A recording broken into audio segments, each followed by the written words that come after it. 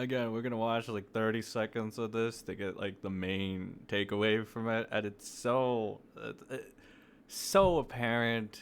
It's just so sad that they had to be reduced to this, though, because I mean, really think about it. What was happening 24 hours ago before this happened? Oh yeah, it was imploding because Donald Trump was defending pedophiles, and so was the entirety of the right. So now, of course, I mean, like now, I feel like extra bad. It's so sad that they sacrificed Charlie Kirk, like for this. That's so sad. That's sick by the Republicans, to be honest. That's really sick by I mean, even Netanyahu standards, but then again, I remember we're talking about Netanyahu here, so yeah, it's not that crazy. Anyway, let's watch a little bit of this. All right, this is getting more and more dangerous. Hours ago, conservative commentator Charlie Kirk was pronounced dead. It is tragic, and every Democrat has condemned it. But in the hours following, the rhetoric coming from leaders within the Republican Party has been escalatory and inflammatory. For example, conservative commentator James Woods just tweeted out, "It's not gun violence, it's Democrat violence." And this got over 300,000 likes. Tweets like this are blowing up. So to talk about this, I'm bringing in lead policy advisor for Mockler. That's enough. I have the timestamps that confirm that no Democrat or leftist has been identified as the culprit of this. So again, I'm just saying that it's oddly suspicious that the propaganda, which I've told you, I told you how propaganda works. I've already, like, I know the ins and the outs, political wise. I know everything. I know every trick. I know every savvy. It's very easy to pick up. And yeah, some people are just going to run with this because it's going to help them. I mean, to be honest, MAGA was floundering. It was really bad. Nobody is talking about the Supreme Court blocking releasing the Epstein files because, that will like send the world into like chaos essentially.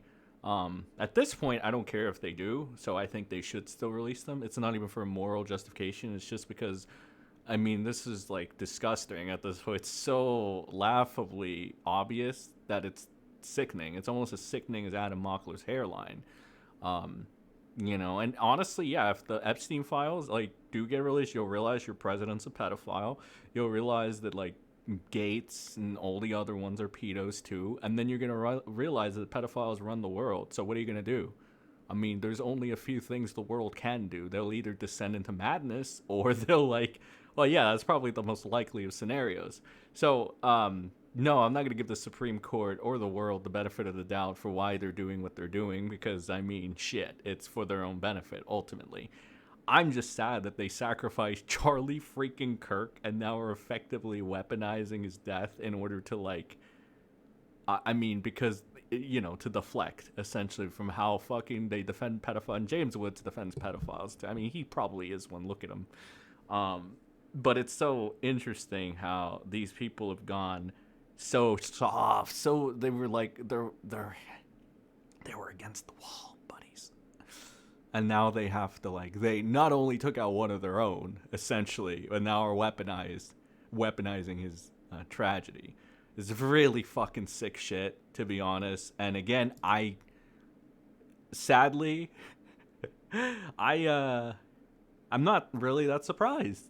Again, like I told you in the last video, basically how you get control of your fan base or your people. Again, once they're questioning you, you need to divert attention from things that are making you look bad and reinforce the initial anger, feeling, rhetoric of it's us versus them. That's why you see a lot of Republicans like James Wood grasping at straws. Donald Trump is probably going to do this at some point as well if he hasn't. They're just going to blame the left and the Democrats because the Democrats and the left were picking up steam because the Republicans were getting sloppy because of the Epstein shit. Again, make no question about it. Democrats are on the Epstein files too. But they're not at the top of the helm right now. So they can kind of afford to take a couple shots here and there. The people at the top of the helm with the most to lose at this point are the desperate Republicans right now, basically weaponizing, again, Charlie Kirk's, murder. And honestly, I'm not even, a big fan of Charlie Kirk, like some of these, weird men that, fantasize about praising other men on the internet. The thing I did give him credit for, though, is that he did initially stand up for, against the bullshit when like the Epstein thing floundered and Trump fucked up and the Republicans were like exposed. Like he did initially stand up, but then a week later he just like fell back in line. Still though, he had the balls to actually do it for at least a week, and that's more that can be said for most, if not all, Republicans.